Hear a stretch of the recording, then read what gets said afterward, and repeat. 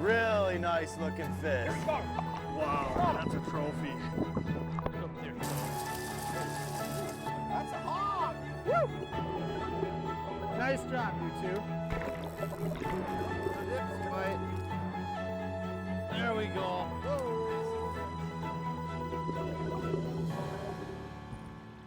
Lund Boats proudly presents the ultimate fishing experience. This week on Lund's The Ultimate Fishing Experience, it's a fall hunt and fish tradition. Fall is a special time for those who love to pursue things that fly and also at the same time, things that swim. And when the ducks are pouring into the decoys and the fish are on a feeding frenzy, it can be hard to choose between the two in such a short window of opportunity. Big smallmouth like this in the fall time go hand in hand. And that's what I love about this time of the year. This is why for host Scott Glorvigen, all other distractions come to a halt. Rigged and ready for both, Scott's truck and boat is rarely unhitched. This is made easy when one boat has everything you would need to become invisible to the ducks or at a moment's notice to find and catch fish. Beautiful fish. Fall is fleeting, and you'd best take advantage of it while it lasts. For all too soon, the ducks will head south, and the fish will be under a sheet of ice. It's going to be an epic morning tomorrow when we're out here shooting a few more ducks before the season comes to a close. Hey everybody, Scott Glorvigen here, professional walleye angler and avid waterfowl hunter. I'm out here, it's late October, I'm out here in North Dakota on beautiful Devil's Lake, and it's one of my favorite places to hunt. Myself and my family have been coming out here for around 30 years, back when the water was just Devil's Lake. It was probably about 38,000 acres. Now it's this giant impoundment of water. And what does that mean besides good fishing? Lots and lots and lots of ducks. And this is diver heaven, let me tell you. One of the most important elements of coming out and duck hunting, whether it's in the Dakotas or someplace you've never been before, is put in a lot of time scouting to figure out where the birds are, where they're holding, where they're roosting, where they're going to feed, so forth and so on. You know, when you're fishing, the fish can't leave the lake, so it's a matter of looking around. When you're duck hunting, ducks have wings. They fly away, or they relocate in other spots. As what we're doing today, yesterday, the area that we were hunting virtually had thousands and thousands and thousands of diver ducks up on it. I went up there this morning to check. They were all gone. So, get in your truck, get your binoculars out, go start to scout. And if they didn't totally vacate the area, odds are you'll find them if you put your scouting time in. This time of year, the weather can be really rough. My advice, if you're gonna go hunt a spot and you haven't hunted there before, you never wanna go into it dark early in the morning. Go out in the afternoon, see what the lay of the land is, what the underwater looks like. You can get foggy or you can get heavy snows, what have you. This is a critically important part of duck hunting, is have a good set of electronics on the boat. Make sure you got a big enough screen on it, has GPS mapping on it so you know where you've been, how to get back, and a good sonar so you can see how deep it is. We're gonna go shoot some ducks. Normally I want a decoy spread when I'm hunting divers like this because they're coming in fast. You know, they're flying 30 miles an hour, 45 miles an hour. I got to give them space. So you don't want your decoys tight like mallards. I want to spread them out. So I'm up for where we're going to set up probably about 40 yards, 45 yards for the farthest shot. We'll put the talon down. Okay. The beauty of it, the boat will set up identical into the wind how we need to, the ducks are coming. So we're sitting here boat's set up so it's right following the wind, so I'm going to start putting my decoys out in this spot here into the wind. Okay, we got some ducks up there, decoys up on the top end. The boat's going to be set up in the little pocket there. Now I want to give them a place to land, so we're going to put a gap right about here. I want to have about 20 yards in between, 15 to 20 yards I like, because divers are fast ducks, so you got to give them space. So usually your first couple ducks, if the wind doesn't change on it, will tell you exactly how they want to come in. So if for some reason they don't want to land, you may have to go out and move a couple decoys. Don't get lazy and think, wow, geez, they just didn't want to land. You may have to move a decoy or two to get them to zoom into you. So.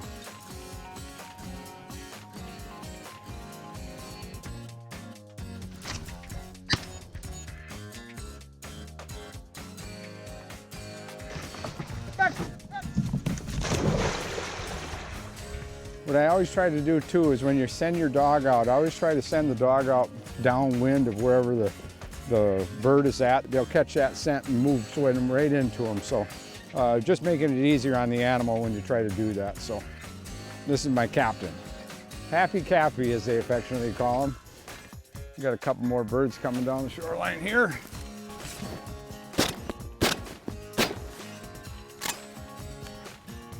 That's one of the reasons why I love hunting with a well-trained dog. You don't lose many birds. Nice retrieve by Captain on that.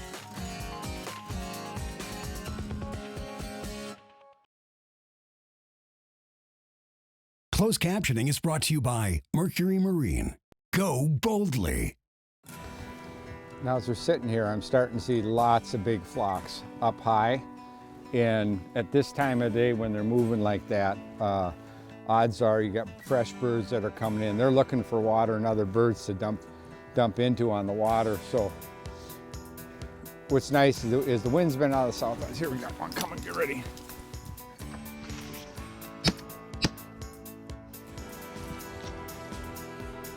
But anyway, when you see those big flocks of birds coming in, typically when I'm scouting new areas, I want to look for the biggest water areas when I'm hunting divers, because they'll come into those spots, set up, they're tired, they've been flying who knows how long. They'll dump into those areas, especially if you have other ducks, local ducks in there. And you can see here, we got some calm spots. Once we got the decoy set up, boom, those ducks want to come right back in here. So hopefully we can get a few more birds before the sun sets. You see old Captain, he's been a pretty good hunting dog. He handles pretty good way out, he'll take casts, but what I've got on his coat, the neoprene coat to keep him warm, but also I added extra flotation. Because what you want that dog, if they're making big retrieves like that, that water's cold, you want a tight vest. The neoprene kind of keeps them warm, but more importantly, that flotation in the back where I add extra to the vest, it keeps them real level in the water so they're never down swimming like that. Keeps them up flat like that, and it's a lot easier for them when they're going out looking for ducks, as well as just easier to dog paddle, if you will, no pun intended. But it makes it a lot easier for the animal. A lot of guys just like to have a neoprene coat on, which is nice. It keeps them warm, but I like a flotation coat because when they get out there on a big retrieve in cold water, they may need a break or what have you. So it's just another way of taking care of your hunting buddy. We wear life vests all the time when we're moving around in the boat. I want to make sure my dog is safe as well when he's out there chasing ducks. Another piece of equipment that's really important to this whole thing is the flip over blind. And this happens to be a beaver tail. And it's set up where you can hunt 4 guys in it if you want. There's 4 openings. I've got a dog door on the side. What's nice is I can close this thing up, and a lot of times when it gets real cold out, you can close it up, turn on the Mr. Buddy heater like you'd have for ice fishing, and you can stay warm in it. It contains the heat pretty good. So that's a nice feature. The other thing that I love about this blind is the fact I can put it on the boat in the fall, flip it over, put the cover around it, and I'm good to go. Now last week we were out fishing in northern Minnesota chasing smallmouth. The blind was on the side of the boat in case we wanted to go do some evening duck hunting or whatever, but the blind tucks away to the side of the boat. It's out of the way. I can get to my rods and reels, my storage on the side compartment. So when you're looking at blinds, there's all kinds of them, but if you do lots of hunting and fishing, This style of blind is really, really effective because I don't have to take it off. I don't got grass hanging in the water or anything like that. Some of those clamshell type blinds that open up, they're very good, but they're not that good to go fishing with. So if you're an avid outdoorsman come fall and you do your fishing and duck hunting, this type of blind works great on Alaska. What's nice about the fall is if you have the right equipment and all the right gear to stay nice and warm, fish are fairly predictable because they're setting up in their wintering patterns, okay? And we're going to do some multi-species fishing today. We're going to see if we can catch maybe some smallmouth, crappies, whatever. But the fish have moved into their wintering spots because the water's gotten really cold. It's down into the mid-40s. So we're not too far away from getting into the 30s where we'll see ice at some point in time. We got a bunch of fish marked on a deep spot here. It's a rock pile surrounded by deep water, which is a typical wintering spot. So we're gonna go up of that, kind of spot lock with the trolling motor and just cast back to those fish. You ready to go, Rye? Let's do it. Got him? Yep. Good job, Rye. Get the net for you.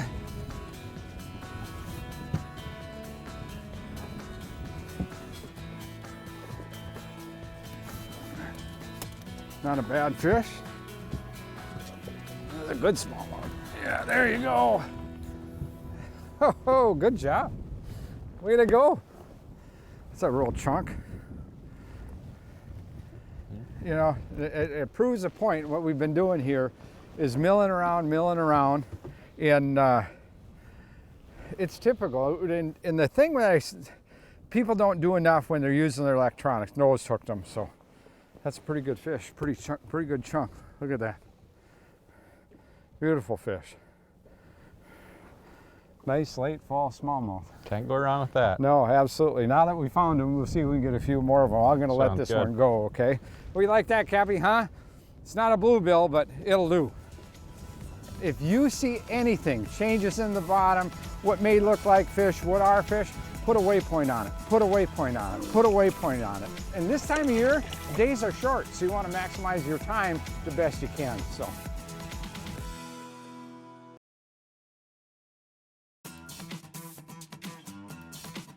Got one? There you go. Little one, good one?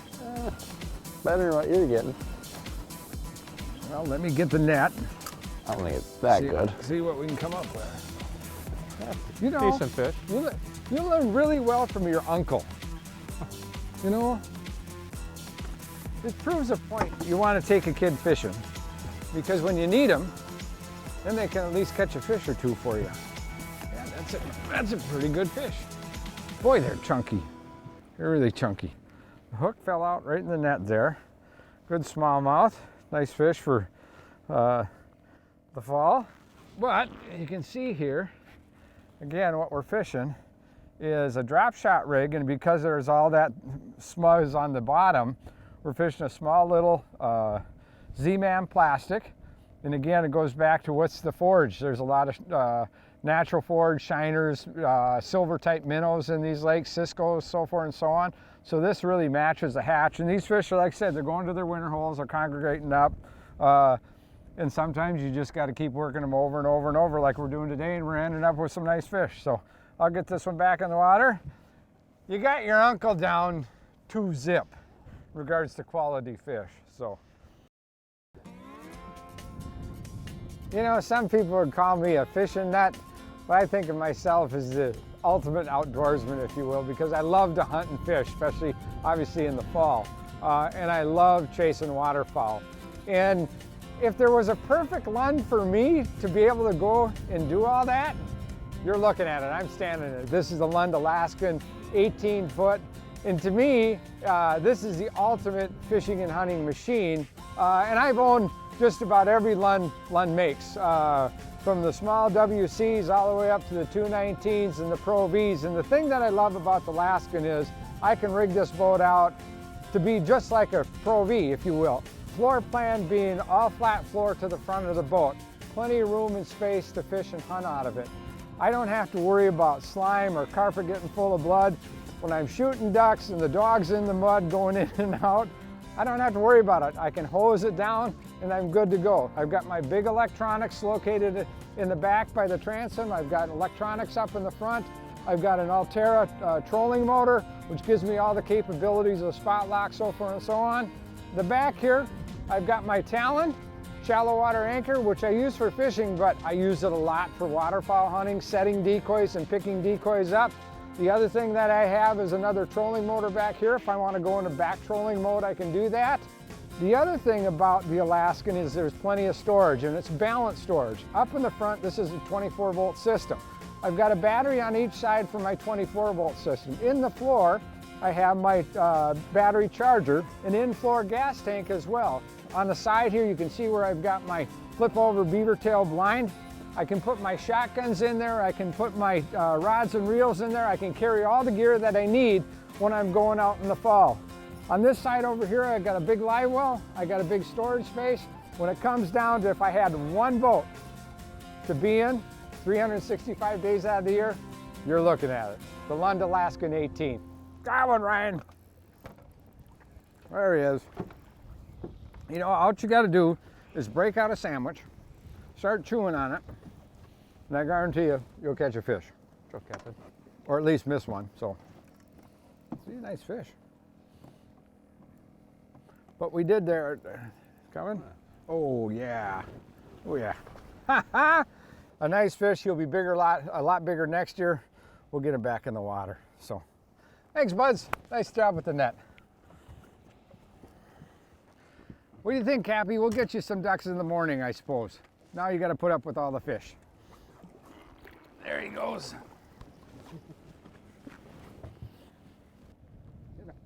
Typical late October weather, a little bit of rain, a little bit of snow, a little bit of sunshine.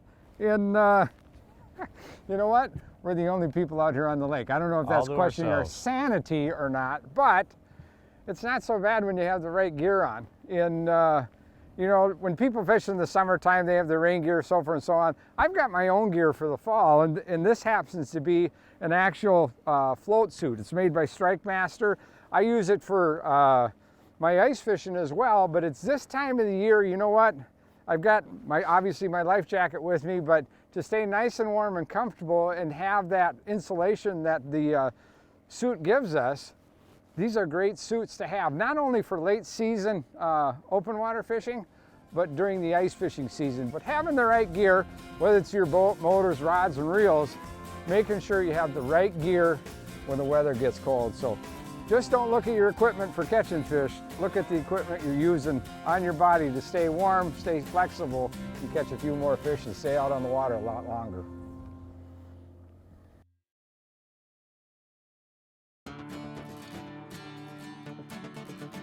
Oh, there you go. I hope we got more sandwiches because I'm catching more fish. Seems to be the trick. Whoa. Better back reel him. Oh, he's not too big, but spicy nonetheless. Want the net? Yeah, go ahead, we'll slide him in the net. That means if you're netting fish, you're not fishing. So if you're not fishing, that means I can get caught up. There we go, another one. You see that? See how he flops around in that net? He doesn't get wrapped up in it, okay? And that really takes care of fish. And if you're not gonna harvest fish and you're putting them in a net, make sure you got the right net, because these Frables with the flat bottoms, they work real well. Now the interesting thing here too, is these fish haven't been overly aggressive. It seems like every fish we've caught, we're hooking them right on the nose. You can see we're hooked up like that. And this is a pretty stout hook. You can see how sharp that tip is. The nice thing about the VMC drop shot hooks in that is how sharp those hooks are. And you can really penetrate the skull on a fish, get a good hook set on them. And you can do that without letting them take the bait weight in. So not a big one, but Uncle Scott's on the board. I think I got one more than you. Okay, I want to show you what we're using here. It seems that we've kind of ground it down to the type of bait, the kind of the color, and how we're rigging this up. We're using Z-Man trick shots, and you can see this, it's got a little flat back to it. It's got a paddle tail rib bodies underneath like this. And then we're using two different hooks, okay? One is the VMC Nico spin shot hook, and the other one is a finesse hook. On the spin shot is this hook actually swivels around like this when you're fishing it. See how that goes around like that? Spins back and forth. So when you're moving that drop shot rig down there, that hook is kind of spinning, and a lot of times that'll activate the fish to bite. The other one is the Nico finesse hook. Typically what you want to do on this hook is tie a Palomar knot. This is a fantastic way to utilize baits in a finesse type presentation where you don't have to worry about them short biters pulling that piece of plastic on the hook. Gives you a nice compact presentation. When you have a nice presentation, odds are you're going to get bit more often. Nice fish. You know, I like it when a plan comes together. The fall, great time of year to get out on the water, whether it's early, catch more fish, whether it's go out and kill a few ducks, have some fun. But it's a short time of the season. There's not many weeks that you get this kind of fishing. Go out and enjoy it. In whether you're chasing smallmouth, crappies, walleyes, largemouth bass, or ducks, go out and have a great time.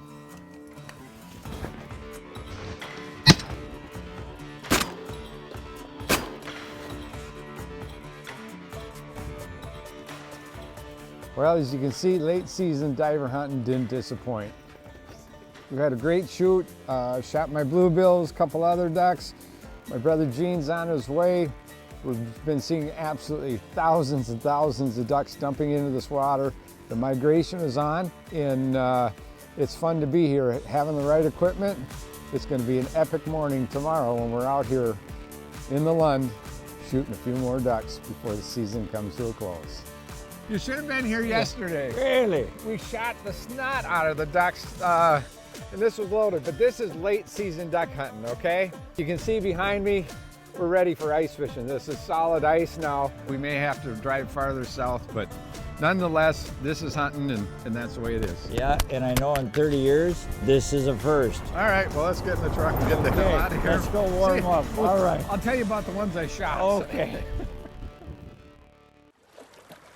Thanks for joining us. If you'd like more information, check out lundboats.com or these other online outlets.